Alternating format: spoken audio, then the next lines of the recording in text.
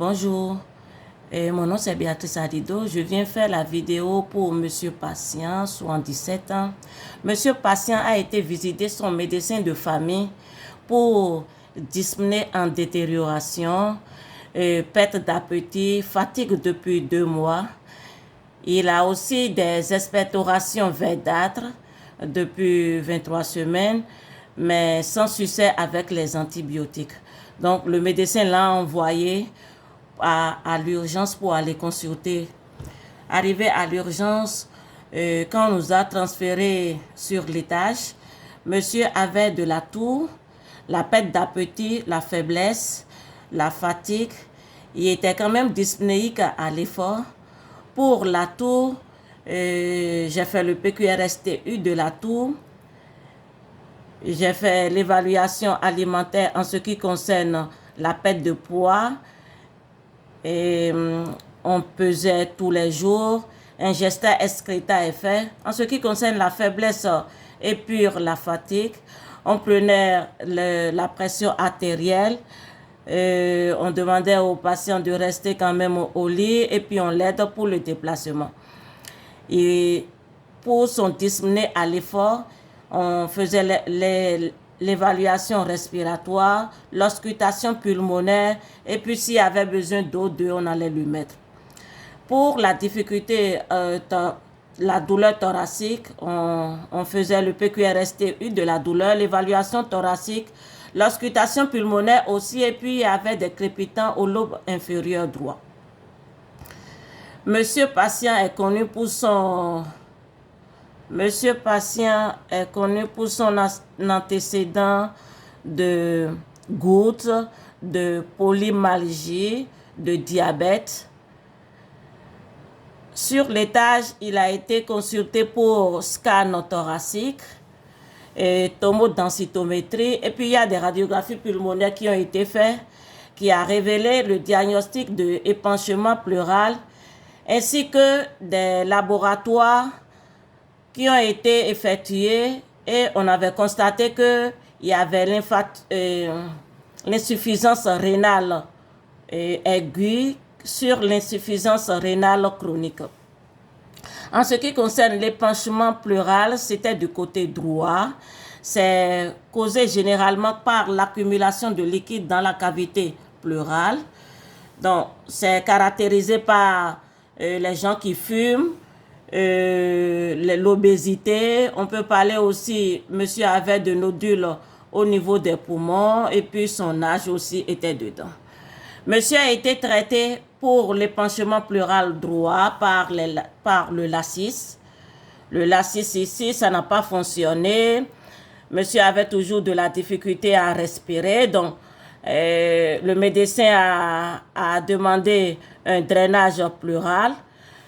Avant de faire le drainage pleural, il faut prendre les signes vitaux. Le jour de la veille, la veille de l'opération, monsieur n'a pas besoin d'être protocole NPO. On va quand même réexpliquer. Non, la veille, il faut juste ne pas donner l'anticoagulant qui est juste à côté. Il prenait de Inowep, donc on n'a juste pas donné. Le jour de l'opération, il faut prendre les signes vitaux. Il faut faire signer le consentement. Il faut lui réexpliquer encore le déroulement de la chirurgie. Le drainage pleural, c'est une insération de drain au niveau de l'espace pleural. Donc, quand ça a été fait, monsieur est revenu sur l'étage et ça a amené une baisse de pression. Et cette baisse de pression, ça a déduit mon premier problème à travailler, c'est le risque de chute relié à une perte importante de liquide pleural. L'intervention à faire, c'est prendre la pression artérielle aux 2 heures et évaluer les signes d'hypotension, étourdissement, faiblesse. On peut aussi faire la tournée visuelle intentionnelle recommander aux patients de changer de position lentement pour ne pas tomber. En ce qui concerne son IRA sur IRC, c'est quand même une détérioration de la lésion rénale. Le IRA, c'est venu subitement. Donc, les résultats de laboratoire ont quand même montré que ses créatinines sont quand même en haut de plus que son urée. Ses antécédents sont bien traités par la prednisone, par exemple le polymyalgie, par la prednisone. Et les surveillances à faire, c'est surtout la glycémie, la TA. Le diabète, ça a été traité par l'insuline. On doit juste administrer dans l'abdomen, la cuisse et puis en haut du bras. Il a aussi fait des pontages il y a des années et puis il y a un stent en cours. Donc, c'est ça qui fait que monsieur prenait de Inoweb. Monsieur, dans le lit ou bien s'il est couché, il est toujours avec son CPAP. Et il fait de l'insuffisance chronique. Je vais aussi vous parler des soins liés au drain qu'on a été installé. Les soins liés au drain, on va parler de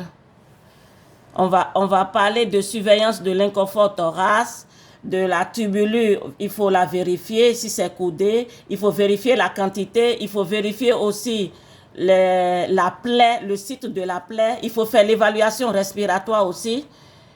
En ce qui concerne le lacis qui a été administré, c'est du furosémine, ça permet d'éliminer l'eau au niveau du poumon du monsieur. Donc, ici en haut, attendez, ici en haut, on va parler des signes qui peuvent entraîner quand même une complication au niveau du drain. Il y a l'infection, les fuites, il y a le retrait accidentionnel du drain, on sait pas partiel ou bien total. On peut parler aussi de la déconnexion accidentelle, de l'hémorragie, de l'emphysème sous-cutané. On peut parler aussi du pneumothorax. En ce qui concerne le deuxième problème, ici, c'est juste dans le coin-ci. On va parler aussi des interventions. Le problème, c'est la douleur reliée à la ponction et au maintien du drain. J'ai fait l'évaluation de la douleur PQRSTU. J'ai donné des médicaments au PRN. Je ne vais pas laisser le monsieur afin que la douleur augmente avant d'éteindre la douleur. Et puis, à chaque tournée, je vais faire le changement. Je vais changer régulièrement je vais demander à monsieur de changer régulièrement de position afin de ne pas aggraver le drainage. Parce que quand on change vraiment de position, ça peut permettre d'éliminer la sensation de brûlure au niveau du thorax. Je pense que c'est bon. Avant l'examen, j'avais parlé on peut ne pas rester sans protocole de NPO là, donc, mais quand même on doit prendre les médicaments le matin. Il faut avoir l'acé veineux. Il faut prendre aussi le glucose parce que monsieur est diabétique. Et puis il faut voir si le cathéter d'acé est perméable. Ok, merci.